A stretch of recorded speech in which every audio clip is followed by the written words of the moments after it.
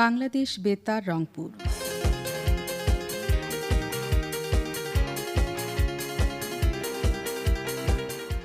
শুরু হচ্ছে জুলাই অভ্যুত্থান বিষয়ক বিশেষ গ্রন্থিত অনুষ্ঠান রক্তাক্ত জুলাইয়ের দিনলিপি। গ্রন্থনা এস.এম.এ. খলিল, উপস্থাপনা জিন্নাতুন নাহার। সকলকে অনেক অনেক শুভেচ্ছা জানিয়ে শুরু করছি ধারাবাহিক অনুষ্ঠান রক্তাক্ত জুলাইয়ের দিনলিপি। সুপ্রিয় শ্রোতা বন্ধুরা, 2024 সালে কোটা সংস্কার আন্দোলন কিছুদিন চলার পর সরকারের কঠোর পদক্ষেপ ও অগ্রহণযোগ্য আচরণের কারণে সরকার পতনের আন্দোলনে রূপ নেয়। সরকার প্রথমে আন্দোলনকারীদের দমন করতে নানা কৌশল প্রয়োগ করে। শিক্ষার্থীদের উপর নির্যাতন, আটক এবং ছাত্রলীগ ও পুলিশের আক্রমণ আন্দোলনকে আরও তীব্র করে তোলে। ফলে অনেকেই আহত হন, অনেকেই এখনও অসুস্থ অবস্থায় আছেন। অনুষ্ঠানের শুরুতেই বরাবরের মতো আজও জানব 4 জুলাই 2024 কী ঘটেছিল সেই দিন দেশে। সেই দিনের ঘটনার বিবরণ নিয়ে পাণ্ডুলিপি পাঠিয়েছেন সাংবাদিক মাজহারুল মান্নান। 4 জুলাই 2024 বৃহস্পতিবার আপিল বিভাগের আদেশ নিয়ে বিক্ষুব্ধ হয়ে ওঠেন সারা দেশের শিক্ষার্থীরা। এই দিন সরকারি চাকরিতে সরাসরি নিয়োগের ক্ষেত্রে মুক্তিযোদ্ধা কোটা বাতিলের পরিপত্র অবৈধ ঘোষণা বিষয়ে হাইকোর্টের রায় আপিল বিভাগে স্থগিত করে না। তৎকালীন প্রধান বিচারপতি ওবায়দুল হাসানের নেতৃত্বাধীন 6 সদস্যের আপিল বিভাগ নট টুডে বলে আদেশ দেন। সাথে সাথে ঢাকাসহ সারা দেশের শিক্ষার্থীরা দেশের বিভিন্ন মহাসড়কের গুরুত্বপূর্ণ এলাকা অবরোধ করে। আজকের দিনে ঢাকায় শাহবাগ মোড় 5 ঘন্টা অবরোধ করে রাখেন শিক্ষার্থীরা। এই দিনে সারা দেশের সকল সরকারি বেসরকারি বিশ্ববিদ্যালয়, সরকারি বেসরকারি স্কুল কলেজের ক্লাস পরীক্ষা বর্জন করে রাস্তায় নামে শিক্ষার্থীরা। রংপুরের রাজপথেও সেদিন নেমে আসেন শিক্ষার্থীরা। বেগম রোকেয়া বিশ্ববিদ্যালয় থেকে শিক্ষার্থীরা মহানগরীর মডার্ন মোড় প্রায় 3 ঘন্টা অবরোধ করে রাখে। ওই দিন বিপুল পরিমাণ নারী শিক্ষার্থীরাও অবরোধ ও মিছিলে যোগ দেন। নগরীর প্রতিটি শিক্ষা প্রতিষ্ঠান থেকে শত শত শিক্ষার্থী গিয়ে মডার্ন মোড়ে বসে পড়েন। তারা আপিল বিভাগের আদেশ প্রত্যাহারের জন্য নানা রকমের স্লোগান দিতে থাকেন। ওই দিন শিক্ষার্থীরা সংবিধানের মূল কথা সুযোগের সমতা, সারা বাংলায় খবর দে, কোটা প্রথার কবর দে, 18-র হাতিয়ার গর্জে উঠুক আরেকবার, জেগেছে রে জেগেছে ছাত্র সমাজ জেগেছে, লেগেছে রে লেগেছে রক্তে আগুন লেগেছে, কোটা প্রথা বাতিল চাই বাতিল চাই, কোটা প্রথার বিরুদ্ধে ডাইরেক্ট অ্যাকশন, কোটা না মেধা মেধা মেধা, আপোষ না সংগ্রাম সংগ্রাম সংগ্রাম, মুক্তিযুদ্ধের বাংলায় বৈষম্যের ঠাঁই নাই, চাকরিতে কোটা মানি না মানব না, কোটা পদ্ধতি নিপাত যাক, মেধাবীরা মুক্তি পাক সহ বিভিন্ন স্লোগান দেন। মডার্ন মোড় অবরোধের সময় ওই দিন শিক্ষার্থীদের সাথে অনেক অভিভাবকদের দেখতে পাওয়া যায়। তারা শিক্ষার্থীদের বিভিন্ন খাবার পরিবেশন করে। প্রিয় শ্রোতা, জুলাই আন্দোলনে যারা অংশ নিয়েছিলেন তাদের অনেকেই সেদিন পুলিশের নির্যাতনে আহত হয়েছেন। কারো মাথা ফেটেছে, ভেঙেছে কারো হাত, কেউ বা চোখ হারিয়েছেন, আর কেউ হয়েছেন জখম। সেদিনের স্মৃতিগুলো আজও তাদের চোখের সামনে ভাসছে। বন্ধুরা, এবারে আপনাদের জানাবো জুলাই আন্দোলনে অংশগ্রহণকারী আহত ব্যক্তির সাক্ষাৎকারটি গ্রহণ করেছেন শাহরিয়ার সিদ্দিকী। জুলাই আন্দোলন আমাদের জীবনে নতুন এক দেশকে উপহার দিয়েছে, যেই দেশে আবারও আমরা একটি বছর পেরিয়ে আন্দোলনের পরবর্তী সময়ে বাংলাদেশে অবস্থান করছি। ঠিক সেই সময়ে আমাদের কেমন আছেন আহত ব্যক্তিরা, কেমন আছেন আন্দোলনকারীরা, আমরা তারই ধারাবাহিকতায় আজকে আমাদের মাঝে একজনকে পেয়েছি, একজন আহত ব্যক্তিকে পেয়েছি। আসসালামু আলাইকুম। ওয়ালাইকুম আসসালাম। কেমন আছেন? আলহামদুলিল্লাহ, ভালো আছি। আপনার পরিচয়টা যদি আমাদেরকে দেন। আমি মোহাম্মদ মাহবুবুল হাসনাত শাওন, পেশায় একজন অ্যাডভোকেট, আইন পেশার সঙ্গে জড়িত। আর আমার বাসা, বর্তমান ঠিকানা হচ্ছে টার্মিনাল পিজ্জাবাদ। অনেক ধন্যবাদ।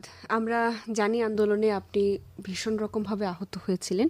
তো আন্দোলনের সময়গুলোতে আপনি আসলে কিভাবে জানলেন যে এই আন্দোলনের সাথে কিভাবে আসলে সম্পৃক্ততা? আসলে আন্দোলনটার সূত্রপাত তো এখন এসে আমরা যেটা পাচ্ছি সেটা হচ্ছে যে শেষ আন্দোলন এক দফা এক দাবি। তো এই আন্দোলনের শুরুটা যখন ছিল তখন শুরুতে হয় কোঠা আন্দোলন দিয়ে, যে কোঠা আন্দোলনে আমাদের বিসিএস দেওয়ার ক্যাপাসিটি ছিল 2016 সালে এবং 18 সালে। এই 2016 সালে 18 সালেও কিন্তু এই কোঠা আন্দোলনটা শুরু হয় এবং তখনও কিন্তু এর সঙ্গে আমরা সহমত পোষণ করছিলাম। একটা পর্যায়ে এসে আসলে 2024-এ আমরা প্রপারলি একটা প্রফেশনে চলে গেছি, আমাদের ফ্যামিলি হয়ে গেছে, বাচ্চা কাচ্চা হয়ে গেছে। আমরা আসলে এখন ওই জেনজি জেনারেশন কিংবা স্টুডেন্টদের মতো চিন্তা করতে পারি না। তবে হ্যাঁ, আমাদের জায়গা থেকে প্রফেশন পরিবারকে পাশে রেখে অনলাইনে, টিভিতে, বিভিন্ন সংবাদ মাধ্যমে আন্দোলনটাকে যেভাবে মানে ধীরে ধীরে ধীরে কোঠা আন্দোলন থেকে শুরু হতে হতে হতে হতে একটা পর্যায়ে এসে ভয়ঙ্কর একটা আকার ধারণ করে, গণহত্যা শুরু হয়ে যায়, স্বেচ্ছাচারিতা শুরু হয়ে যায়, এগুলোর খবর পাওয়ার পর দেখার পর আসলে যে সাধারণ মানুষই বলি আর শিক্ষিত মানুষই বলি, সচেতন মানুষই বলি, এগুলো দেখে চুপ করে বসে থাকার মতো অবস্থা ছিল না। তো প্রাথমিক পর্যায়ে আসলে আমরা ওই ফোনের মাধ্যমে, অনলাইনে, বিভিন্ন জায়গায় আলোচনার মাধ্যমে এভাবেই আর কি আন্দোলনে ইনভলভ হয়েছি। তারপর একটা পর্যায়ে যখন ঢাকার পরিস্থিতি দেখি, ধীরে ধীরে ধীরে ধীরে ধীরে ধীরে নিজের মনেরও পরিস্থিতি পরিবর্তন হতে থাকে। তখন নিজেকে আসলে তখন সংযত আসলে রাখার কষ্ট সংযত ছিল। একটা পর্যায়ে যখনই মনে করি যে আসলে এই বাচ্চাগুলান কিংবা ছোট ভাই ছোট বোনদের পাশে দাঁড়ানো দরকার, আবার পাশাপাশি দেখি যে আমার তো ঘরে আমার মিসেস কিংবা আমার বাচ্চারা আছে, আমার যদি কিছু হয়ে যায় তাদের কি হবে। তারপরেও আপনি অংশ নিয়েছিলেন এবং তারপরে হ্যাঁ, অংশ নিয়েছিলাম। এবং যখন রংপুরে আবু সাইদ শহীদ হলো, বীর আবু সাইদ শহীদ হলো, শহীদ হওয়ার পরে রংপুরে যেভাবে ছাত্রদেরকে গুলি করে হত্যা করা শুরু হলো, এরপর আর নিজেকে ধরে রাখতে পারিনি। আপনার উপরে প্রথম যে আঘাতটা আসে বা যেভাবে আপনি আহত হন, সেটা কিভাবে, মানে আপনার মনের অবস্থা তখন কিরকম ছিল বা আপনি তখন কিভাবে ওখান থেকে উতরে আসলেন? 16 জুলাই যখন আবু সাইদ শহীদ হয়, আমি এই খবর পেয়ে, এরকম আলোচিত একটা খবর পেয়ে চেষ্টা করি মেডিকেলে গিয়ে দেখার জন্য। যাই হোক, ওখানে মেডিকেলের যে সিচুয়েশন তা দেখে খুব দুঃখ হয়েছিল। পরবর্তীতে 17 তারিখ থেকে বাসায় ফাঁকি দিয়ে একরকম প্রফেশনের কথা বলে বের হয়ে ছাত্রদের সঙ্গে লালবাগে গিয়ে যোগ দেই। পরবর্তীতে ওখান থেকে আবার গ্র্যান্ড হোটেল মল, জাহাজ কোম্পানি মোড় আসি। 18 তারিখেও ঠিক একইভাবে রাত পর্যন্ত এইভাবেই আবার স্বাভাবিকভাবে বাসায় ফিরি এবং 18 তারিখে ওইভাবে হয়। 19 তারিখ আমি শুক্রবার জুম্মার নামাজ পড়ে স্বাভাবিকভাবেই বাসায় আর কি না বলেই, তখন বাসার লোকজন একটু ভয় পাচ্ছিল যে তেমন বাইরে যেন না যাই, স্বাভাবিকভাবেই বের হয়ে নামাজের পরপরই এসে গ্র্যান্ড হোটেল মোড়ে বন্ধু বান্ধবরা ছিল, গ্রামতিয়ায় মসজিদের ওখানে আমার ভাস্তারা ছিল, তাদের সঙ্গে বেশ কথাবার্তা বলে একত্রিত হয়ে আমরা প্রায় 15-20 জন মিলে গিয়ে অ্যাড হই গ্র্যান্ড হোটেল মোড় থেকে এক পর্যায়ে আমরা ট্রাক স্ট্যান্ডের দিকে যাই। কারমাইকেল পৌঁছানোর আগে অবস্থা খুব ঘোলাটে হয়ে যায়, পরে ওখান থেকে বেশ কয়েকবার ধাওয়া পাল্টা ধাওয়া, এভাবে আবার গ্র্যান্ড হোটেল মোড়, এখান থেকে লোক সমাগম, আবার চলে গেলাম আমরা আস্তে আস্তে জাহাজ কোম্পানি মোড়। এই জাহাজ কোম্পানি মোড় থেকে বেতপট্টি রোডে ঢোকার পরে ওই বেতপট্টি রোডের ওখানে ঠিক সুপার মার্কেটের সামনে নির্দিষ্ট জায়গায় দাঁড়িয়ে সবাই মিলে স্লোগান দিচ্ছিল। আসলে বরাবরই যে কয়দিনই আমি আহত হওয়ার আগে অংশগ্রহণ করছিলাম আন্দোলনে, আমি ছাত্রদেরকে দেখিনি যে আগে কোনো পুলিশকে ঢিল ছুটছে। বরাবর পুলিশ প্রশাসন এবং আওয়ামী লীগের দোসররা, ছেলেরা, সন্ত্রাসী বাহিনীরা, এরাই সর্বপ্রথম ঢিল ছড়ে, টিয়ার গ্যাস ছড়ে, তারপরে আমরা উত্তেজিত হই, আমাদের ছেলেপেলেরা উত্তেজিত হয়। তো এইভাবে উত্তেজিত হতে হতে এক পর্যায়ে তাদের সঙ্গে ঢিল ছুড়াছুড়ি, ধাওয়া পাল্টা দেওয়া হতে হতে একটা পর্যায়ে এরকম করতে করতে পৌরবাজার পার হয়ে সদর হাসপাতালের গেট পর্যন্ত চলে যাই। এবং যখন সদর হাসপাতাল গেট পর্যন্ত চলে যাই, পুলিশ তখন প্রায় টাউন হলের গেট পর্যন্ত চলে যায়। যখন পুলিশ টাউন হলের গেট পর্যন্ত পিছায় গেল, তখন পুলিশ ফাঁড়ি থেকে একের পর এক পুলিশ বের হওয়া শুরু হলো, আর একের পর এক টিয়ার সেল মারা শুরু হলো। আমি ওই অবস্থায় ঠিক সদর হাসপাতালের গেট থেকে অল্প একটু সামনে এত বেশি টিয়ার গ্যাস ছাড়া শুরু হইলো যে চোখ মুখ অন্ধকার হয়ে গেল, সারা শরীর জল শুরু হয়ে গেল, তখন আর আমি কিছু দেখতে পাচ্ছিলাম না। এরই মধ্যেই কোথা থেকে যেন গুলি লাগে, ওই জায়গায় গুলি লাগে এবং আমি পড়ে যাই।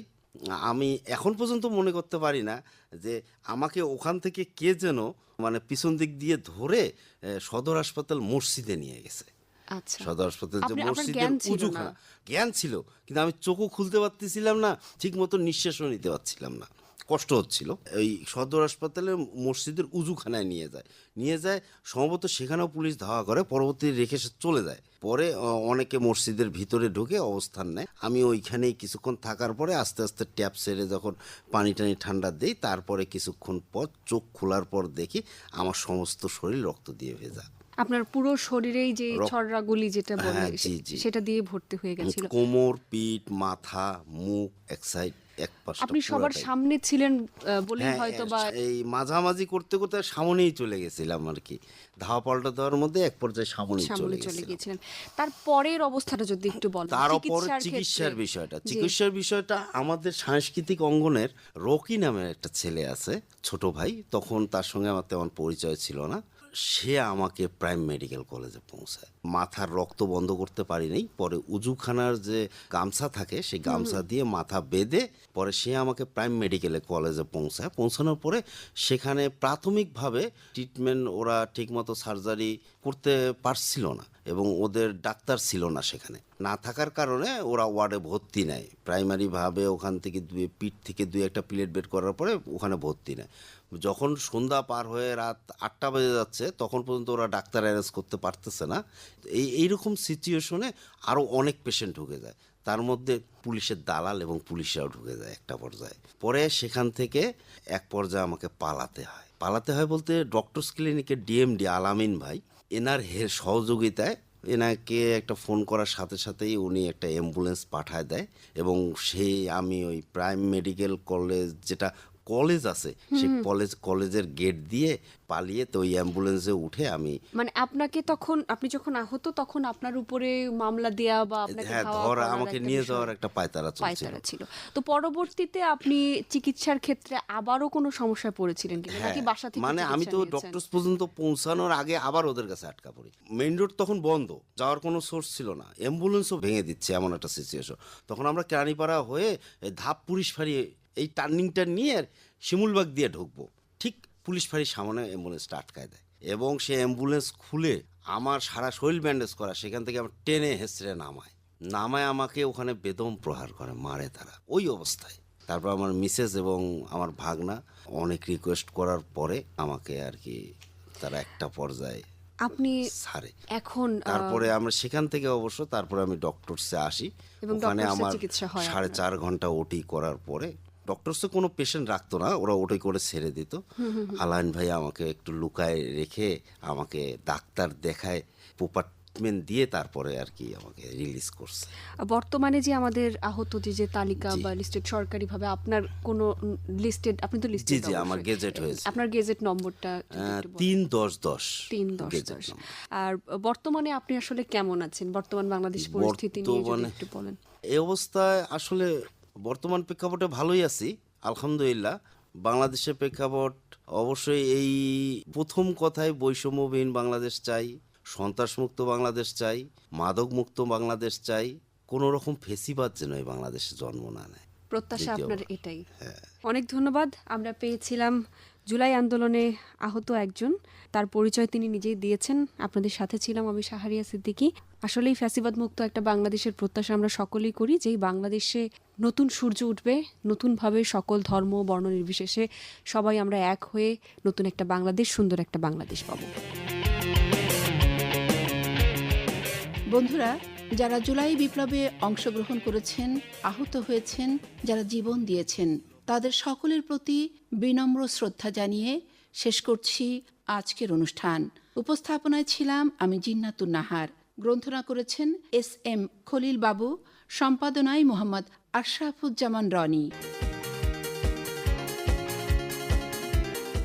জুলাই অভ্যুত্থান বিষয়ক বিশেষ গ্রন্থিত অনুষ্ঠান রক্তাক্ত জুলাইয়ের দিনলিপি এখানেই শেষ হলো।